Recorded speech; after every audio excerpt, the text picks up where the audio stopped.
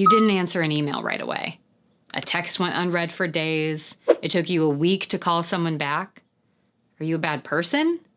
Absolutely not. And here's why we all need to take a line from Demi Lovato's playbook and say, baby, I'm sorry. I'm not sorry. Baby, I'm sorry. I'm not sorry.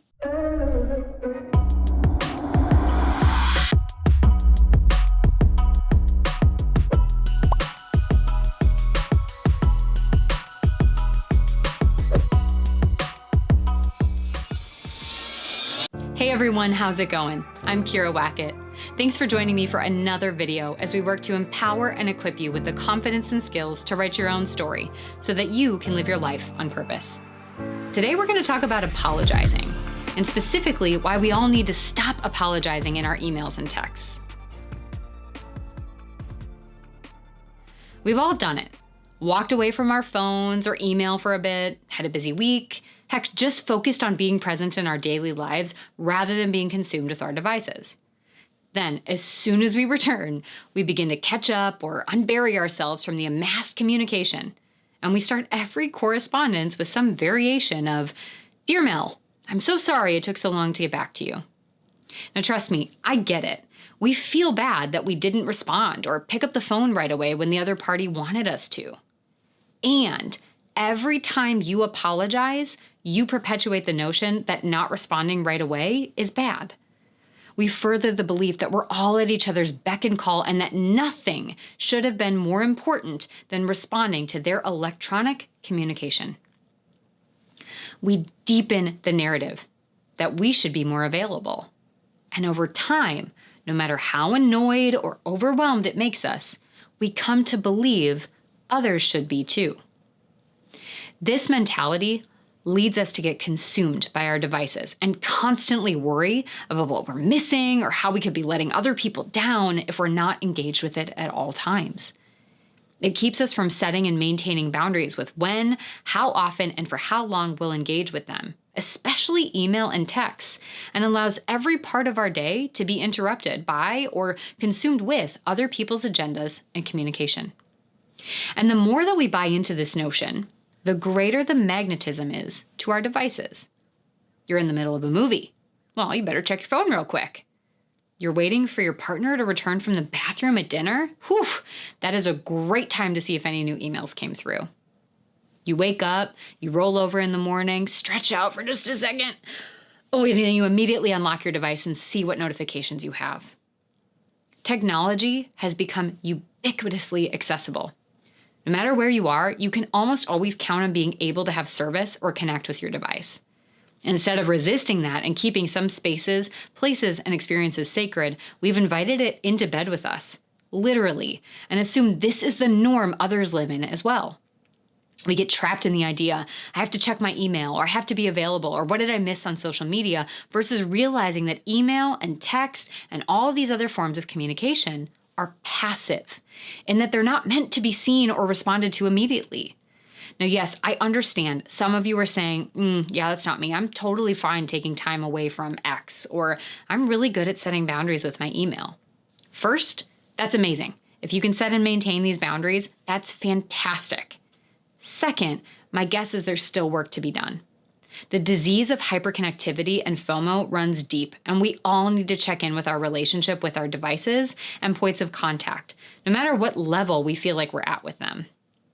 See, at the root of this issue is an elevated sense of importance and responsibility of ourselves and others, ultimately rooted in shame. Other people's needs are that important. They're owed a response right away. We have to be available because our response and our role, it's vital. The email's content is so important that life cannot continue until it's been resolved. I think it's time we all could use a little bit of a healthy dose of, you are not that important, or what we're doing isn't ultimately that important. Because sure, you are important, the work we're doing is important, but not that important. Most things are not imminent and would be okay if they waited a day, a week, or heck, were just responded to during designated hours, such as answering work emails when you're actually at work. Now, your work is a priority. I understand that. It's just not the top priority in your life. Your friend's text is important. and it can wait until you're done with dinner. You have to stop making everyone else's wants, asks, and needs a priority in your life. Because at the root of it, they aren't your top priority most of the time, and that's okay. You aren't meant to be theirs either. I know that sounds harsh, and it's true. Look, I'm not a priority in my husband's life every single moment of every day. And even though there are times that I wish he would just respond to my text about which cheese to buy at the store, I have to remind myself that this is important to me now, given the context of what I'm doing, i.e. grocery shopping, but may not be important in the context of what he's doing, i.e. saving someone's life in the emergency department.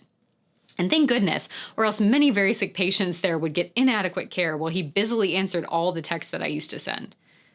Does it bother me?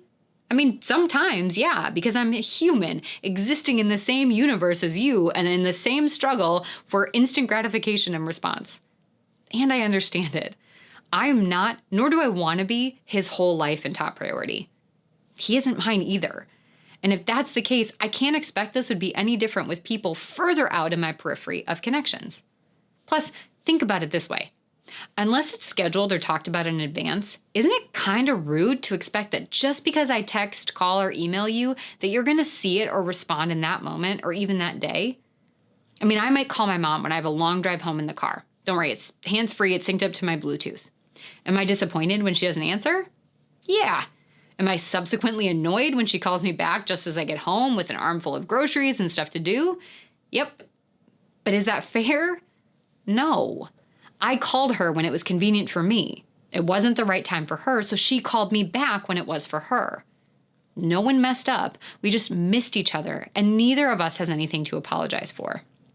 What's worse, and I'm sure we all remember when smartphones created the ability to see when a text was read or an email or Facebook Messenger, when you can see when somebody opened our email or saw our message. Well, if you're like me, you found yourself a time or two feeling super annoyed when seen doesn't translate to an immediate response. And if we're being clear, sometimes it's annoyed and sometimes it is quite literally the anxious bomb that just drops on me and all I can do is think about why they haven't responded.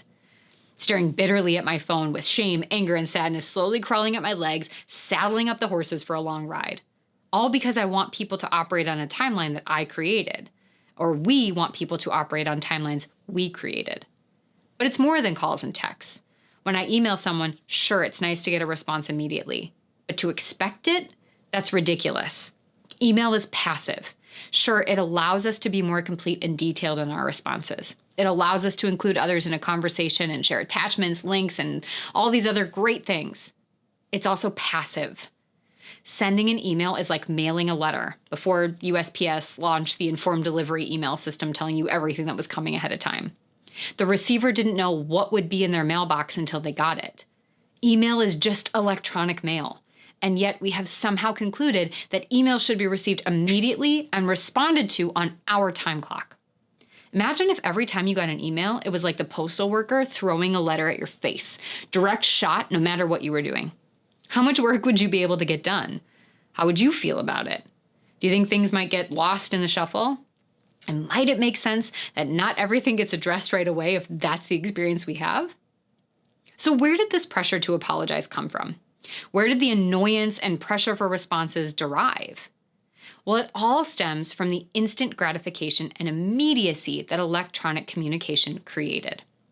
See, when the electronic communication craze sort of took over, it hit strong.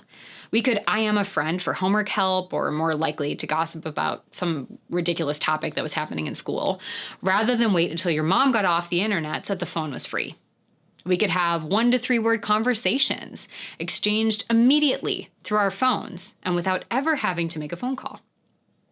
We could have our friends help us pick out an outfit to wear just by sending them a couple of photos and saying, pick one.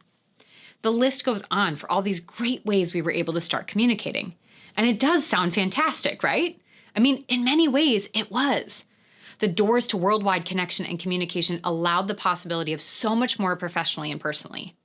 And, you guessed it, there's a huge toll it has taken as well. Our brains have become dependent on and hardwired to expect instant gratification and communication. As the term instant messaging suggests, our brain expects it to be instant. You're eating dinner? Well, it's just one quick message. Why not do it while you're eating? You're watching a movie, hitting with your kids, hanging out. Great time to get through your emails. And what's worse, the false belief that multitasking is better definitely played into this. Look, I can do it all. I can be in meetings. I can answer emails at the same time. I can work out while also watching TikTok and just texting with my friends. I can run errands. What are you talking about? I can do all these things. I can make calls. I can run the errands. I can do all this stuff. I can answer my emails while I'm waiting in line. It's exhausting. And we know now that multitasking is not productive. Hyperconnectivity breeds distress and anxiety and leads to superficial connection, mental chaos, and clutter. There's a reason why self-care and mindfulness practices are so popular. Everyone is looking for an excuse to disconnect because I don't know about you, but I hate it. I hate trying to track all my contact points. I hate even attempting to obtain those ridiculous ratings on Etsy or social media sites about being responsive as a business because no matter what, I'll never be as responsive as someone else expects me to be, unless I'm a robot. And what are we saying that we rank people as better or more professional because they reply within a few minutes versus a day or two? Is that really a good thing? But either way, when I don't get that response rating, enter shame. I hate when people text me because as soon as I open it, the bubble goes away to remind me to respond, and if I forget, enter shame. I hate emails because just sorting out which ones are helpful or important feels overwhelming in a mailbox full of junk and non-urgent emails. Emails may be important, and some can be replied to in a moment, but some can't. And when I have to wait to come back or I'm not in a position to respond for maybe a few days, enter shame. Phone calls, and more common these days, Zoom calls, have become overwhelming because my brain starts to make it feel like I'm going to get stuck there forever. I'm never going to be able to get off the phone, or that these meetings are going to take place all day long. So I end up avoiding them or looking for reasons to get out of them. Enter shame. Now, obviously, there are reasons I love and thrive with electronic communication. I'm literally recording something that you are watching through a device online. I'm not suggesting we get rid of it. I'm just suggesting we take control of it rather than let it control us. Stop letting the idea of instant gratification be the expectation. Stop perpetuating the belief that we have to be available all the time and that we don't find our time more sacred and protected. How do we do that, though? The first step is to stop opening up your electronic communication with, "I'm so sorry it took so long to get back to you," and to stop expecting it from others, especially in the workplace. Remember, the apology conditions the brain to see the right way to communicate as being always available and instantly replying. Changing that narrative means no longer apologizing for not buying into it. When I want to apologize, I give myself space to sit with it and to reflect on what I'm sorry for. Whether it's about my values and expectations that are real and justified, or those of a shame and hustle-driven culture. Oppositely, when I'm on the receiving end of someone's apologies, I respond with some iteration of, "There's no reason to apologize for managing your own time and getting back to me when it worked out for you." Life is about having to set boundaries and priorities, and if you try to make everyone feel like they're first, it'll only create logjams in your daily life.